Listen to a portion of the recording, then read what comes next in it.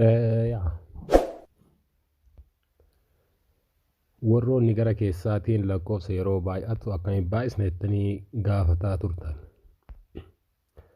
Lakkoofsi 10 gadii mana 10 gadii qofaaf fakkeenyaaf yeroo lakkoofsa mana 10 gadii hojjannu herreegni guyyaa har'aan isiniif himu lakkoofsa mana 10 gadii ta'e qofaaf fakkeenyaaf 9 baay'isuu 8 yeroo hojjannu ta'aa meeqa jennee yeroo hojjannu as gabaabsinee 9 eda'uu 8 jenna. Asirratti 8 10 guutuuf 2 hanqataa 9 10 guutuuf 1 hanqata. Isa kana isa mataa irra barreeffamne kana waliin baay'isna tokko baay'isuu 2 ni ta'a meeqa jenna 2 jenna. Isa jalaa kana dammoo yoo walitti edaane 9 eda'uu 8 17 barreessinu kana tokko dhiisnee 7 qofa fudhanna. As dhufaa 72 ta'a jechuudha.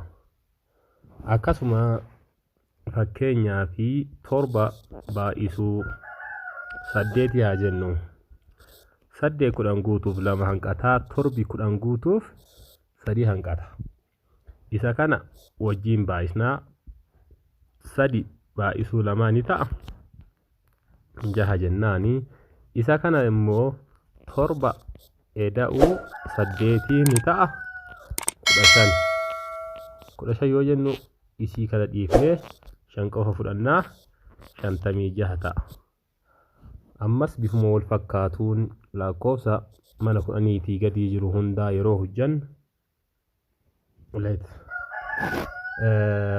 6 baay'isuu 9 haa jennu ni ta'a meeqa jettaan.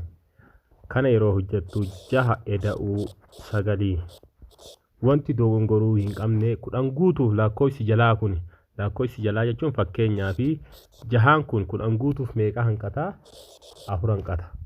9 hoo 10 guutuuf meeqa hanqata jetteen 1 hanqata. Isa kana wajjiin baay'ista 4 baay'isu 1 ni ta'a 4. 9 eda'uu 6 dammoo 15 ta'a. Isa kana dhiistee 5 qofa fudhattaa 54 ta'a. Ammas hanga 20 jiru yeroo akkamitti akka hojjetamu yeroo itti aanu irratti 10 hanga 20 jiru akkamitti akka hojjetamu yeroo itti aanu isiniif himsa. Fakkeenyaa fi 11 baay'isuu 11 jedhame akkamitti akka hojjetamu yeroo itti aanutti qabadhee isinii dhiyaadha.